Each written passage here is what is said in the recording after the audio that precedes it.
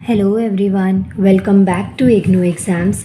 आज मैं आपको इग्नू के course BPSE 142 Indian foreign policy in a changing world का एक क्या इवन कुछ इंपॉर्टेंट क्वेश्चंस करवाऊंगी।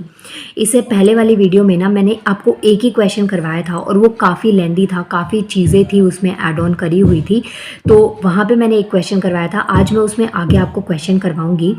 क्वेश्चन मैंने आपको फर्स्ट जो करवा दिया वो है discuss the nature and the types of determinants of Indian foreign policy. तो ये क्वेश्चन मैं ऑलरेडी करवा चुकी हूँ। आज हम BPSE 142 इंडियन फॉरेन पॉलिसी इन चेंजिंग वर्ल्ड का नेक्स्ट क्वेश्चन करेंगे। बहुत ही ज़्यादा इंपॉर्टेंट क्वेश्चन है, ना सिर्फ इग्नू के एग्ज़ाम के परस्पेक्टिव से। अगर आप वन डे एग्ज़ाम की प्रिपरेशन करते हैं, किसी भी जॉब की प्रिपरेशन करते हैं, तो उसके लिए भी जो आपका ये क्वेश्चन ना बहुत ज़्यादा इंपॉर्टेंट है और क्वेश्चन आता ही आता है इसके ऊपर। क्वेश्चन है हमारे पास, what is belt and road initiative. Explain करना है आपको, बेल्ट और रोड इनिशिएटिव क्या है, इसको एक्सप्लेन करना है। अगर हम बात करें जो एशियन डेवलपमेंट बैंक है ADB, इसके अकॉर्डिंग जो एशिया है ना, उन्होंने जो एशिया है ना, इसमें बहुत सारी कंट्रीज़ आती हैं। तो यहाँ पे जो इंफ्रास्ट्रक्चर है ना, उसने बहुत ज़्यादा फंडिंग गैप को फेस किया है। फंडिंग गैप का मतलब है जैसे कि कोई भी जो कंट्री है ना, वो डेवलपिंग कंट्री है। अब मानिए कोई भी ग्रोथ कर रहा है, डेवलप कर रहा है, तो उसके लिए उसको क्या चाहिए होता है, फंड चाहिए होता है, इन्वेस्टमेंट चाहिए होती है, तभी तो आप आगे ग्रो कर पाते हैं ना। अगर मानिए आपको लाइफ में आगे बढ़ना है तो आपके ऊपर जब इन्वेस्टमेंट होगी, अब वो इन्वेस्टमेंट किसी भी तरीके से हो सकती है। अगर आप बिजनेस करते हैं तो फाइनेंशियली हो सकती है, अगर आप स्टडी करें तो आपका टाइम हो सकता है। तो जब एक इन्वेस्टमेंट होती है ना, तो आप आगे बढ़ पाते हैं। तो यही चीज़ें यहाँ पे आपको समझा रखी है कि जो जो एशियन डेवलपमेंट बैंक है ना, ADB, इसके डेटा के अकॉर्डिंग अगर हम बात करें तो जो एशिया है ना, उसने काफ़ी हद तक जो इंफ्रास्ट्रक्चर फंडिंग गैप है ना, उसको काफ़ी ज़्यादा फेस किया है। ये यहाँ पे आपको एक बेसिक ना आपको आइडिया दे रखा है कि इतने अमाउंट तक का। अब यहाँ पे क्या है, बहुत सारा जो गैप है ना, वो रीजनल बेसिस पे सब रीजनल इनिशिएटिव्स हो सकते हैं। तो ये सब चीज़ें जो है ना, ये फेस करी गई हैं और इसको बढ़ाने के लिए एक कनेक्टिविटी को, ट्रांसपोर्ट कनेक्टिविटी है ना, जो एशिया में, उसको स्टार्ट किया गया। और यही जो पोर्शन आता है ना, यही हमारा किस में आता है, बेल्ट एंड रोड इनिशिएटिव के अंदर। इसके अंदर क्या क्या चीज़ें आती हैं, बहुत सारी जो एसोसिएशन है ना, साउथ एशियन जो एशियन है, ये आता है जो एशियन है ना, इसकी फुल फॉर्म क्या है, association of south east Asian nation. तो इसकी कनेक्टिविटी को बढ़ाने के लिए इस इनिशिएटिव को लाया गया है। जो एशियन कनेक्टिविटी है ना, इसको बढ़ाने के लिए जो सेंट्रल एशिया का रीजनल इकोनॉमिक कॉरपोरेशन है ना, इसके अकॉर्डिंग ये जो इनिशिएटिव है, इसको स्टार्ट किया गया, BRI, जिसको क्या कहते हैं, बेल्ट एंड रोड इनिशिएटिव। ये काफ़ी इंपॉर्टेंट और एक मेजर रोल प्ले करता है किसके अंदर, जो trans continental long term policies है ना, इसके लिए इंफ्रास्ट्रक्चर डेवलपमेंट में और जो इकोनॉमी है ना, इसको एक्सेलरेट करने में, इसको बढ़ाने के लिए ये जो बेल्ट एंड रोड इनिशिएटिव है, काफ़ी इंपॉर्टेंट रोल प्ले करता है।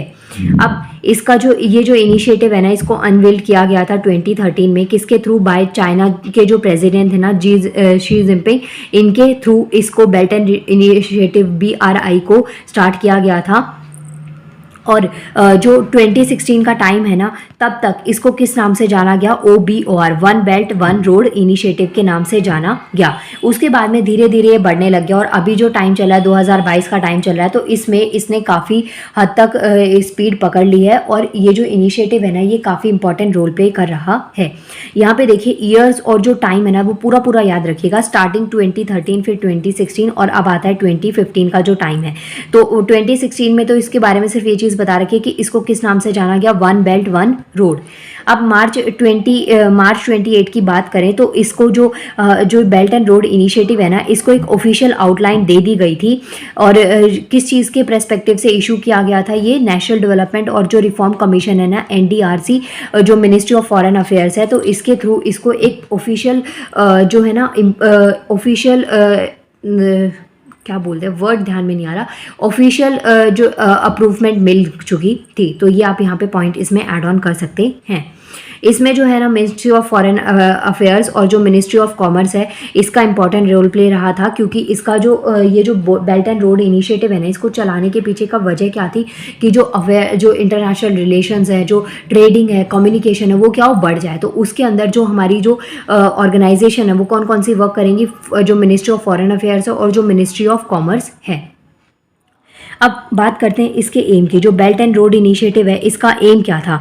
ऑफिशियली आउटलाइन तो हो गई थी, लेकिन इसका जो बेल्ट एंड रोड इनिशिएटिव है ना, इसका एम क्या था कि जो कनेक्टिविटी है एशियन, यूरोपियन, जो अफ्रीकन कॉन्टिनेंट्स है ना, उनमें जो कनेक्टिविटी है उसको प्रमोट करना। कनेक्टिविटी प्रमोट करने से क्या होता है, जो हमारे जो रिलेशंस होते हैं ना वो काफ़ी अच्छे हो जाते हैं। हम ट्रेडिंग अच्छे से कर सकते हैं, चीज़ों को गुड्स को ट्रांसपोर्ट ईजिली करा जा सकता है।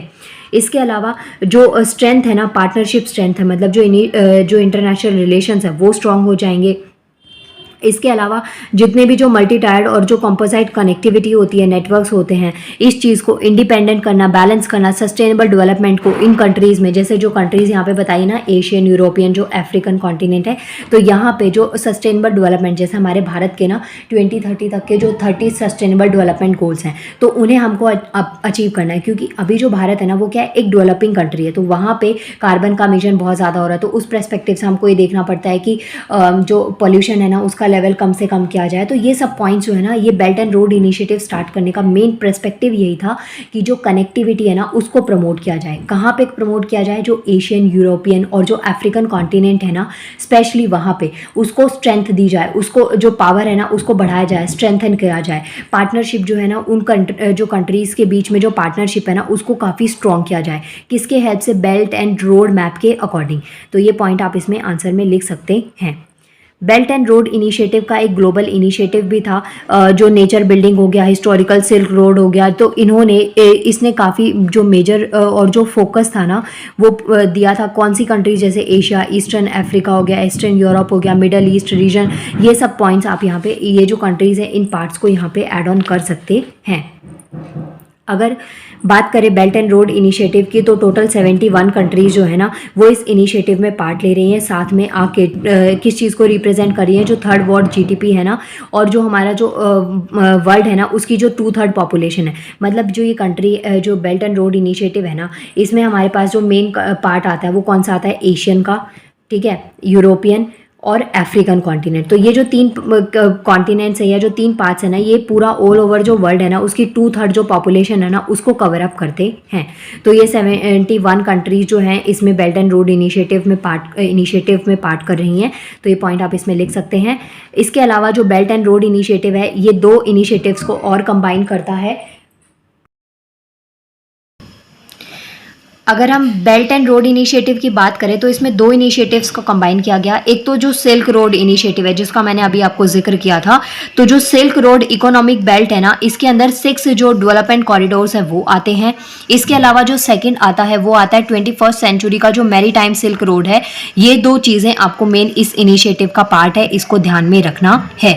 इसके अलावा जैसे जो पोलर सिल्क रोड हो गया, ये चीज़ें जो है ना आप मैप के पर्सपेक्टिव से बता सकते हैं। जो नॉर्दर्न सी रूट हो गया, तो ये सब चीज़ें जो है ना चाइना की जो आर्कटिक पॉलिसी है ना इसके अंदर इसको मेंशन किया गया है। ये क्वेश्चन इंपॉर्टेंट है। चाइना की जो आर्कटिक पॉलिसी है वो क्या होती है? कमेंट करना अगर आप इसके बारे में पूरा डिटेल में समझना चाहते हैं, तो मैं इसके बारे में एक्सप्लेन कर दूंगी। नाउ क्वेश्चन हो गया आपका ये complete belt and road initiative के बारे में पूछा गया था। What is belt and road initiative? इस कोर्स कोड पे ना बीपीएससी जो 142 है, Indian foreign policy in a changing world, इसके 2 इंपॉर्टेंट क्वेश्चंस है, दोनों ही मैंने करवा दिए हैं। एक क्वेश्चन ये था कि आपको नेचर और टाइप्स को डिस्कस करना था इंडियन फॉरेन पॉलिसी के, और जो इंडियन फॉरेन पॉलिसी है उसके डिटर्मिनेंट्स कौन कौन से हैं, ये चीज़ आपको एक्सप्लेन करनी थी। सेकंड क्वेश्चन आता है what is belt and road initiative, इसको एक्सप्लेन करना था। सो माय डियर व्यूअर्स, ये क्वेश्चंस हो गए आपके। मिलते हैं नेक्स्ट वीडियो में। थैंक यू सो मच, और प्लीज़ कमेंट करिएगा वीडियो कैसी लगी, और चैनल को सब्सक्राइब करिएगा अगर अभी तक आपने चैनल को सब्सक्राइब नहीं किया है तो। मिलते हैं नेक्स्ट वीडियो में। Thank you.